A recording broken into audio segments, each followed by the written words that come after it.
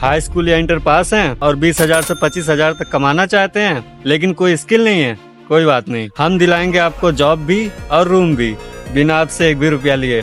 तो चलिए वीडियो को शुरू करते हैं।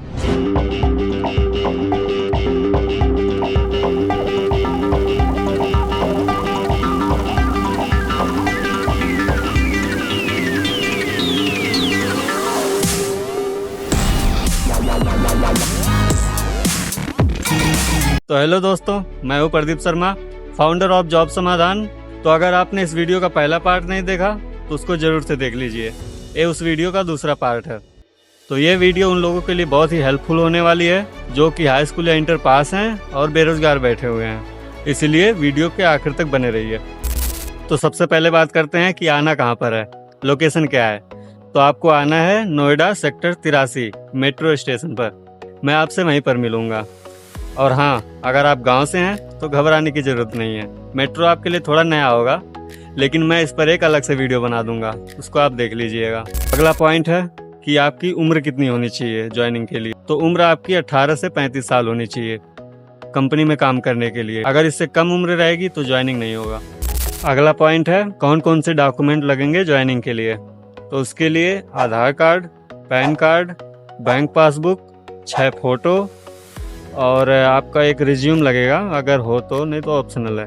हाई स्कूल और इंटर की मार्कशीट अगर उससे ऊपर का है तो वो भी। अगला पॉइंट है काम कहाँ और कैसा होगा। तो आपको कंपनी में काम करना होगा। तो यहाँ पर ढेरों कंपनियां हैं, सब में अलग अलग काम होता है। मोबाइल किसी में बनता है, स्मार्ट वॉच किसी में बनता है। तो इसके लिए मैंने एक व्हाट्सएप ग्रुप बनाया हुआ है, उस पर मैं डेली डालता हूँ कि कहाँ पे कौन सी जॉब की वैकेंसी आई है, कहाँ पर अप्लाई करना है।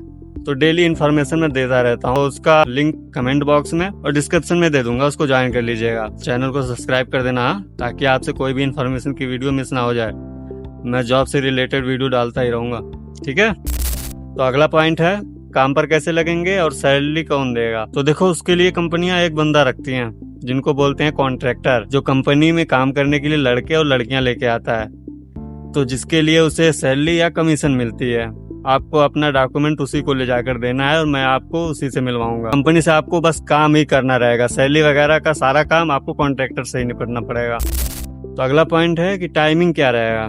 तो देखो, बहुत सारी कंपनियां हैं, सबकी टाइमिंग अलग अलग है। कोई 7 बजे चालू हो जाती है, कोई 8:30 बजे चालू होती है। मतलब इतने टाइम पे आपको कंपनी में पंच करना रहेगा, अंगूठा लगाना रहेगा, जिसके बारे में मैंने पिछली वीडियो में बताया, उसको जरूर देखना, सब समझ में आ जाएगा। तो 15 दिन डे और 15 दिन नाइट, इस तरह से महीने में काम होगा। 15 दिन डे करना पड़ेगा, 15 दिन नाइट करना पड़ेगा। तो अगला पॉइंट है कंपनी में खड़े होकर काम करना है या बैठकर काम करना है। देखो, 8 या 10 या 12 घंटे तक एक ही जगह पे खड़े रहना या बैठे रहना आसान काम नहीं है। तो इसके बारे में आपको कॉन्ट्रैक्टर से एक बार बात करनी पड़ेगी जिसमें आप कंफर्टेबल हो। अगला पॉइंट है कि सैलरी कितने तारीख को आएगी।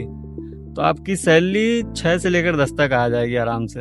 आपकी सैलरी तो 6 से 10 तक तो आ ही जाएगी, लेकिन इसके लिए जरूरी क्या है तो सुन लो। उसके लिए जरूरी यह है कि आपने पिछले महीने 30 या 31 तक काम किया हो। अगर आपने 1 को ज्वाइनिंग ली है तो आपकी सैलरी इस महीने नहीं बल्कि अगले महीने आएगी। पीएफ और ईएसआई क्या होता है। पीएफ मतलब प्रोविडेंट फंड। देखो, रोज की भागा दौड़ी में यहाँ का इतना खर्चा रहता है प्लस घर का इतना खर्चा रहता है, तो जो सैलरी आती है 2 ही दिन में खत्म हो जाती है। तो आदमी ऐसे में बचत नहीं कर पाता। तो आपका हर महीने कुछ ना कुछ पैसा कटता रहता है पीएफ और ईएसआई में। ईएसआई में आगे बताता हूँ, ये पीएफ है। तो हर महीने थोड़ा थोड़ा कट के आपका 6 महीने या 1 साल पे आप आराम से उसको निकाल सकते हैं, जब थोड़ा मतलब ज्यादा पैसा हो जाए। अब बात करते हैं ईएसआई क्या होता है। ईएसआई मतलब एम्प्लॉय स्टेट इंश्योरेंस। अगर आप कभी बीमार हो, भर्ती हो, तो कंपनी उसका खर्चा उठाएगी। तो अगला पॉइंट है, क्या मैंने 2-4 दिन काम किया कंपनी में उसके बाद छोड़ दिया तो मेरी सैलरी आएगी या नहीं आएगी। आपकी सैलरी नहीं आने वाली, क्योंकि आपको सैलरी के लिए कम से कम 15 दिन तक काम करना पड़ेगा कंपनी। मैंने एक कंपनी में 2 ही दिन काम किए तो उसके भी मिल गए थे मुझे। तो ज्यादातर कंपनी देखो, अगर गए तो 15 दिन करना ही पड़ेगा, तभी सैलरी पाओगे। अगला पॉइंट है व्यवहार और बर्ताव। तो हाँ, कंपनी में इस चीज पर सुधार की आवश्यकता है। लगभग हर एक कंपनियों में सेम हालात है। अगर आपसे कोई छोटा सा भी काम बिगड़ जाए तो उसके लिए बहुत ही खरी खोटी सुनाते हैं। ऐसा आपको लग सकता है कि मतलब 400, 500, 600 में आपको खरीद लिया गया हो ना। मतलब चिल्लाते हैं, बोलते हैं। तो शुरू में आपको दिक्कत हो सकता है। अगर आपने पहला महीना झेल लिया तो आप आराम से कर लेंगे। लेकिन इस चीज़ पे सुधार होनी चाहिए यार। फोन वोन सब बाहर ही रख देते हैं ताकि कोई रिकॉर्ड करके ना डाल दे सोशल मीडिया पे, नहीं तो बैंड बज ही जाएगा। सब लोग अंदर ही रह के बेचारे झेलते रहते हैं। तो वही कह रहा हूँ, जो पहला महीना झेल लिया वो आराम से कर लेगा, बाद में आदत हो जाती है इन सब चीज़ की। तो हाँ, मैंने ऐसे भी कंपनियों में काम किया है जहाँ पे उतना चिल्लाते नहीं हैं, जहाँ के लोग भी अच्छे हैं। तो आप जब यहाँ पे आओगे मैं उसमें लगवा दूंगा ताकि आप आराम से कर सको। तो अगले पॉइंट की बात करते हैं, सैलरी कितनी मिलेगी।